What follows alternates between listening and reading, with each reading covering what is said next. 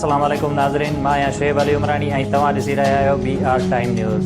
सभ खां पहिरियां शामिल कंदासीं हीअ रिपोर्ट।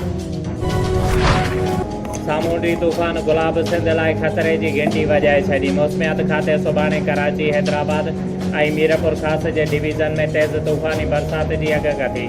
बलोचिस्तान जी साहिली पट्टी बि बरसात सबबि मुतासिर थियण जा इम्कान। मौसमियात खाते चयो आहे त तेज़ बरसातुनि सबबि कराची ऐं हैदराबाद में अर्बन फ्लडिंग जो ख़दशो आहे। तेज़ हवाउनि सबबि कमज़ोर इमारतूं बि मुतासिर थी सघनि थियूं। मौसमियात खाते जी वार्निंग बैदि ठटे जे DC एमरजेंसी लागू करे छॾी। पाकिस्तान तालिबान जी अस्करी मदद करण वारे इल्ज़ामनि खे रद्द करे छॾियो।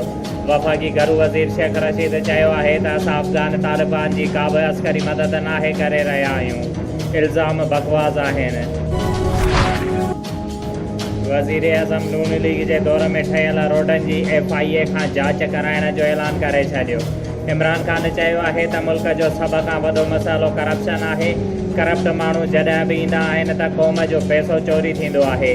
नून लीग वारनि रोड मंसूबा ठाहिण जी ओट में नाणे ते धाड़ा हयां। सिंध में सभ खां वधीक गुरबत आहे।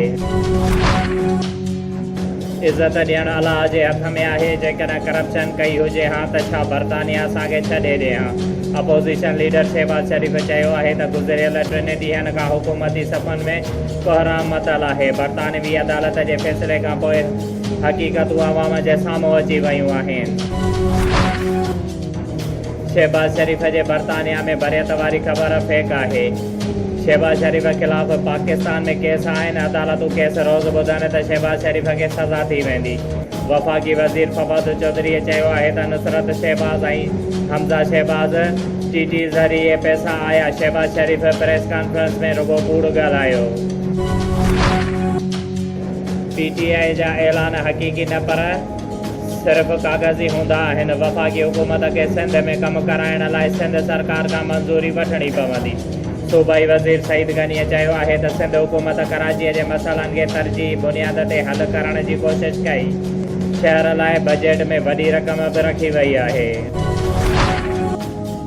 सिंध सरकार रोहड़ीअ में दरिया जे किनारे पार्क ठाहिण लाइ पाक नेवीअ खे समरी ॾियण खां लिखत में इनकार करे छॾियो।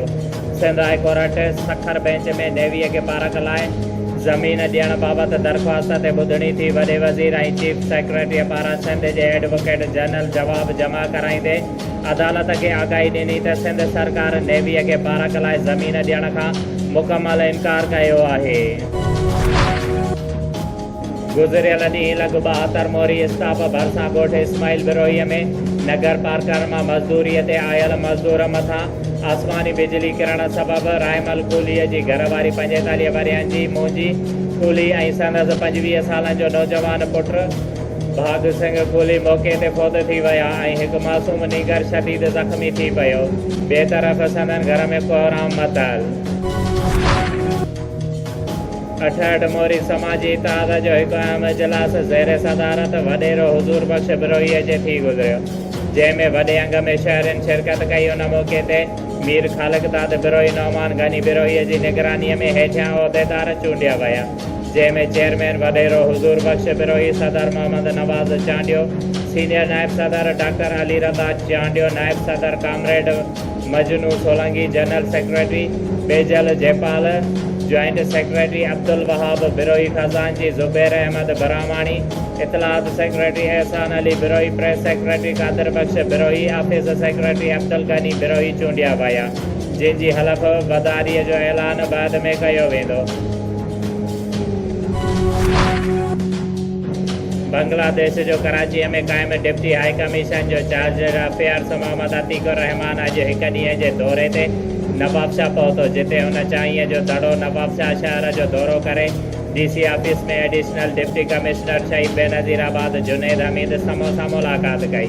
उन मौक़े ते मोहम्मद अतीकुर रहमान चयो त पाकिस्तान बख़ुसूस सिंध सूबे जा माण्हू तमामु घणा महिमान नवाज़ आहिनि ऐं तारीख़ी हवाले सां पिणु नवाबशाह अहमियत वारो इलाइक़ो आहे। अॼु चांहीअ जो दड़ो ॾिसण जो मौक़ो मिलियो जेको मुंहिंजे दड़े जो अमसर आहे। हुन वधीक चयो त बांग्लादेश जे बानी केतिरा ई भेरा नवाब शाह जो दौरो कयो हो।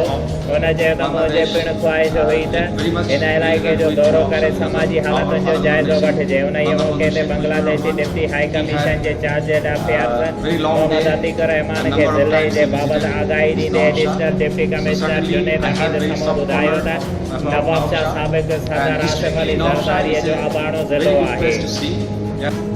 शोएब अली उमराणीअ खे ॾींदा इजाज़त। वधीक ख़बरुनि ऐं अपडेट्स लाइ ॾिसंदा रहो BR टाइम न्यूज़।